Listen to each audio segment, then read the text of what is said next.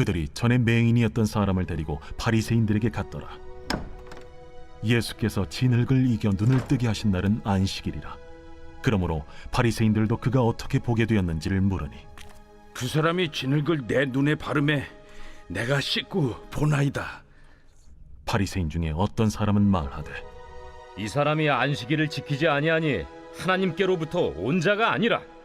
죄인으로서 어떻게 이러한 표적을 행하겠느냐? 그들 중에 분쟁이 있었더니 이에 맹인 되었던 자에게 다시 묻되, 그 사람이 내 눈을 뜨게 하였으니 너는 그를 어떠한 사람이라 하느냐? 선지자니이다. 유대인들이 그가 맹인으로 있다가 보게 된 것을 믿지 아니하고 그 부모를 불러 묻되, 이는 너희 말에 맹인으로 났다 하는 너희 아들이냐? 그러면 지금은 어떻게 해서 보느냐? 이 사람이 우리 아들인 것과 맹인으로 난 것을 아나이다. 그러나 지금 어떻게 해서 보는지 또는 누가 그 눈을 뜨게 하였는지 우리는 알지 못하나이다. 그에게 물어보소서. 그가 장성하였으니 자기 일을 말하리이다. 그 부모가 이렇게 말한 것은 이미 유대인들이 누구든지 예수를 그리스도로 시인하는 자는 출교하기로 결의하였으므로 그들을 무서워함이로라. 이러므로 그 부모가 말하기를 그가 장성하였으니 그에게 물어보소서 하였더라. 이에 그들이 맹인이었던 사람을 두 번째 불러 이르되, 너는 하나님께 영광을 돌리라. 우리는 이 사람이 죄인인 줄 아노라. 그가 죄인인지 내가 알지 못하나 한 가지 아는 것은 내가 맹인으로 있다가 지금 보는 그것이니이다. 벌써 또 토요일이 되었습니다. 한 주간 여러분 주님 안에서 잘 보내셨는지요? 날마다 말씀 따라 주님과 함께 믿음으로 동행하면 우리도 에녹처럼 이 땅에서 사는 우리의 삶이 지루하지 아니하고 우리도 주님과 함께 동행하다가 주님 나라에 다 들어갈 줄로 믿습니다. 오늘 본문은 사람들이 소경이었다가 고침받은 사람을 데리고 바리새인들에게로 갔습니다. 그러자 어떻게 고침을 받았는지를 이 사람들에게 묻고는 예수님에 대한 논쟁이 벌어지게 되었습니다. 소경된 사람을 고친 사건을 두고 저희들 사이에 하나님께로서 온 자다 아니다 하면서 책론이 일어나게 된 것입니다. 하지만 유대인들은 그가 맹인으로 있다가 보게 된 것을 믿지 아니하고 그 부모를 불러 어떻게 아들이 소경이었다가 보게 되었는지를 물었습니다. 그러나 부모가 대답을 회피하자 다시금 고침받은 그 당사자를 불러서 말을 합니다. 24절 말씀이죠. 너는 하나님께 영광을 돌리라. 우리는 이 사람이 죄인인 줄 아노라. 그러자 고침받은 사람이 대답을 합니다. 25절에 그가 죄인인지 내가 알지 못하나 한 가지 아는 것은 내가 맹인으로 있다가 지금 보는 그것이니라.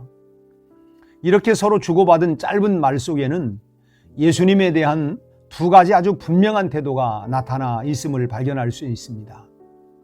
예수님에 대한 바리새인들의 태도와 그리고 소경이었다가 고침받은 사람의 태도가 전혀 다르게 나타난 것입니다. 먼저 바리새인들의 태도는 예수는 죄인이다 라고 하는 것입니다. 그들이 예수님을 죄인으로 이렇게 몰고 가는 것은 자신들의 기준으로 볼 때에 예수님이 안식일을 지키지 않았다는 것이었습니다. 율법이 금지한 안식일을 법을 잠깐 보면 안식일에는 접시에 기름을 따르는 것도 일이기 때문에 해서는 안 되었고, 또는 못을 박은 신을 신고 외출을 해서도 안 되었습니다. 못의 무게가 짐에 해당된다고 생각하고 짐을 운반하는 것은 안식일을 범하는 것이었기 때문이었습니다. 또 결정적으로 심한 것은 시료하는 것이었습니다. 예를 들면 수족이 탈골되어도 그 위에 냉수를 부어 열을 가라앉히는 것조차도 금지되어 있었습니다. 냉수는 회복을 돕는 것으로 간주되었고 안식일에는 이것조차도 일로 간주되었기 때문에 그것은 할 수가 없었던 것입니다. 그러니 이들의 눈으로 볼 때 안식일에 침을 뱉어 진흙을 이겨 소경의 눈에 바른 예수님의 행위는 분명한 안식일법 위반이었던 것이죠. 그러나 여러분, 안식일이 누구를 위한 안식일입니까? 예수님은 안식일이 사람을 위하여 있는 것이요 사람이 안식일을 위하여 있는 것이 아니라고 말씀하셨습니다. 안식일이 제정된 목적은 사람에게 복이 되게 하기 위한 것이라고 하는 말씀입니다. 그리고 예수님은 이 목적에 어긋나지 않도록 건강을 되찾아 주는 일을 하셨습니다. 소경에게 기쁨과 복을 주신 것이죠. 그런데 지금 죄인이라고 하는 누명을 쓰고 계신 것입니다. 우리도 이런 일을 당할 때가 있지요. 선으로 좋은 일을 했는데도 불구하고 사람들의 편견으로 그만 진심이 오해되고 나쁜 사람으로 매도당할 때가 있습니다. 여러분, 이럴 때 우리도 예수님을 바라보고 이겨낼 수 있기를 바랍니다. 죄인으로 오해되셨지만 오늘날 오직 그리스도 예수만이 구세주이심을 밝히 드러내는 것과 같이 하나님 편에 서서 선한 일만 힘쓰면 언젠가는 진실이 말을 할 것이 그날이 꼭 올 줄로 믿습니다. 둘째로는 소경되었던 사람의 태도는 내가 지금 본다는 것이었습니다. 내가 볼 때 예수는 너희가 말하는 것처럼 죄인이 아닌 것이 확실하다라고 하는 항변입니다. 22절을 보면 이 사람의 태도가 얼마나 담대한 것인지를 알 수 있습니다. 거기 보면 예수를 그리스도로 시인하는 자는 출교하기로 유대인들이 결의했다고 하는 내용이 있습니다. 이 출교에는 두 등급이 있는데요. 하나는 30일 동안 회당 출입 금지와 또 사람들 곁에 1.8m 이상 가까이 갈 수 없는 것이고, 또 하나는 회당 출입이 무기한 금지되는 것인데, 이 경우 사람들은 이런 처벌을 받은 사람과 교제해서는 절대로 안 되었고, 또 물건을 팔아서도 안 되었습니다. 그리고 그가 죽으면 시체에 돌팔매질을 가했고, 그를 위해서는 울어서도 안 되었습니다. 그런데 오늘 고침받은 사람의 부모가 출교를 겁낸 것으로 볼 때에 오늘 본문에 거론되고 있는 이 출교는 이 두 번째의 경우에 해당되는 것으로 주석가들은 해석을 하고 있습니다. 그러니까 이 사람은 지금 자칫 인간 사회로부터 격리될지도 모른다고 하는 위험을 감수하고 예수님 편을 지금 들고 있는 것입니다. 여러분, 우리도 예수를 위해서는 어떤 것도 두려워하지 않는 그런 모습으로 살아가야 될 줄로 믿습니다.